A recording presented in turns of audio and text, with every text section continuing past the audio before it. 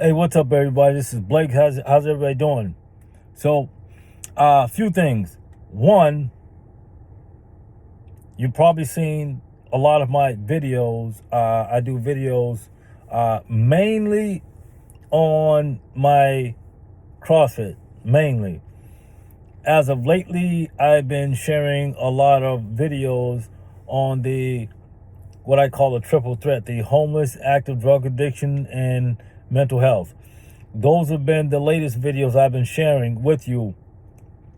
My reasoning is that there are people that are curious, that see it, but don't say anything.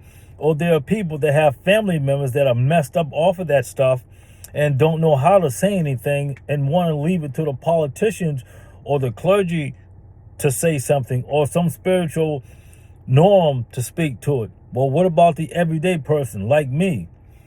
So I decided that I was going to start doing a little bit of traveling and investigate what the hell is going on, why it's going on, why it continues to go on, and so on and so forth. So I have a lot of what we call firsthand experience with this, because it's called boots on the ground.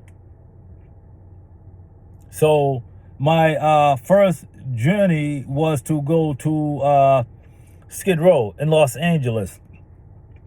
And I have to admit, because I was in LA before, but I never visited the Skid Row section where all of the drugs and homelessness is.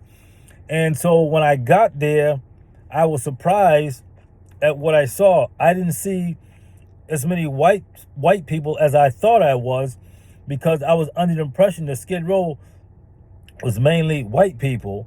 I know it was like that 60 years ago, 70 years ago. But even nowadays, I thought it was like that until I went there recently, and I found out by vision that whites are the minority. It's mainly black people, and then Latino, or mainly blacks and whites, and then Latino, not far behind. I did not know that until I got there. So that was an eye-opener for me. But my thought was, wait a minute. Now, you have people that travel from up north, northern parts of California, just to come to LA. They are also coming from places like Houston, Dallas, Texas, to go to LA. Some people that I met were coming from the East Coast, like the Carolinas. And so my question to one was, why? Free stuff. It's warm year round. State's gonna look out for me. And a lot of people are just plain homeless. A lot of those people are plain homeless.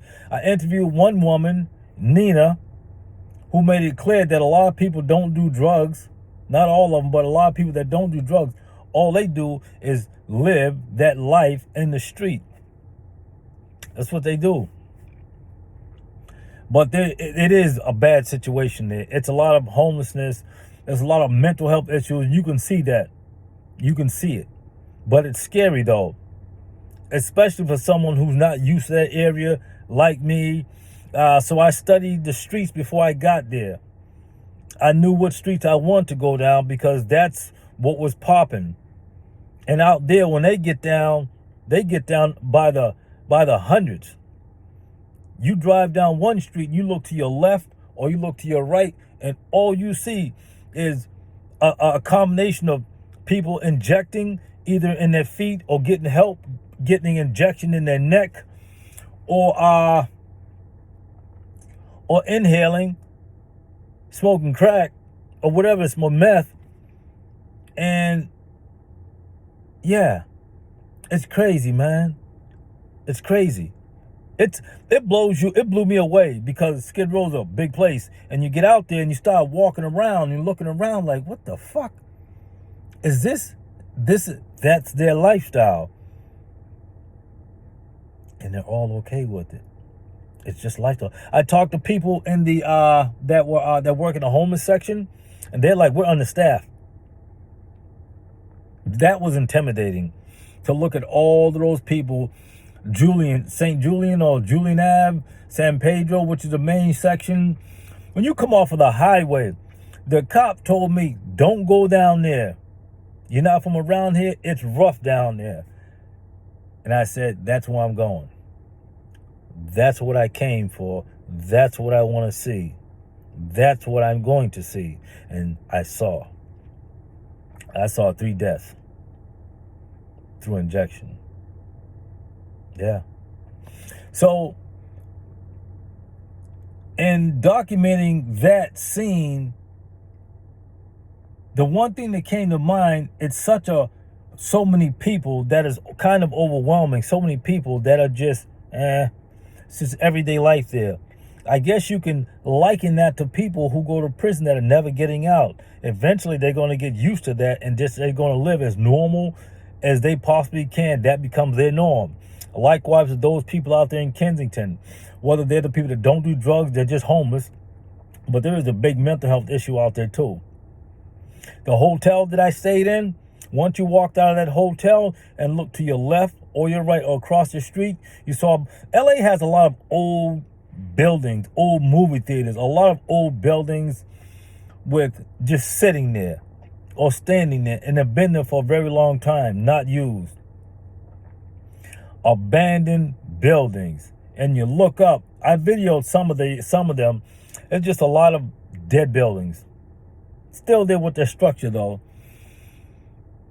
And out there you see when they're selling their clothes and stuff that they sell on the streets there, oh man, it's like blocks of it. I did go to Glendale, California, and as soon as you get off of the bus, it's like you don't want to Latino heaven. It's on where MacArthur Park is. I think that's the park that Donna Summers was singing about in that song there of hers. I think. I'm assuming. I'm guessing. But anyway, it was all Latino. And the guy said there are bus drivers that are quitting. So many of them because they're not getting paid enough. They're being overrun by the homelessness and the people that are addicted to drugs, jumping on the bus, slapping people, snatching money and stuff like that. And so, I had that conversation. And I interviewed military veteran. I interviewed some woman. Her name was Nina. And she hit me to a lot of talented people that are just active. And a lot of talented people that are not active with drugs, just like the Rush. And DJ. Brother I met out there.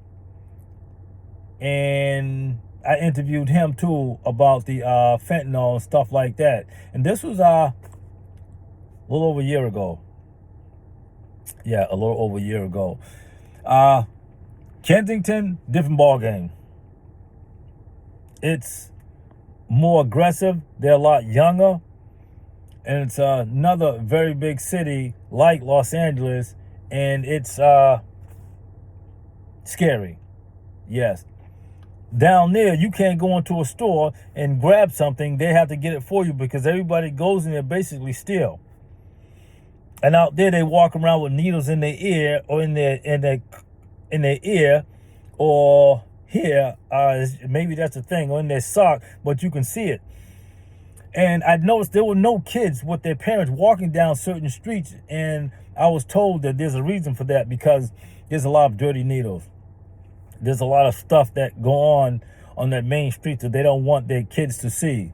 And as a result of that, there's a lot of, just no kids. And you walk down or drive down some of these side streets and look how empty, how nasty the streets look. And the abandoned buildings, the stoops or steps look like they were just melted. And I peeked in some of the windows, bad. So basically, this open drug use is throughout the country. So what happened? The pharmaceutical companies are now giving money to all these states for their misuse of drugs on people, basically. So they're the same ones who now want to fix the problem. Would you trust someone that fucked this up to want to fix it now? Because there's no profit in cures. There's people right down here in Boston methadone mild, or the more politically correct term, mass and cast, that are jamming off of that stuff. Can't find the vein, so their necks swell up because they're just dealing with the muscle. Yeah, it's that bad. Nationwide. So, what we gonna do about it? All right, well, listen. I got to fall back right now, but I just want to share this little bit of information with you with more to come. And thank you for those of you that support this. I'm out. Word.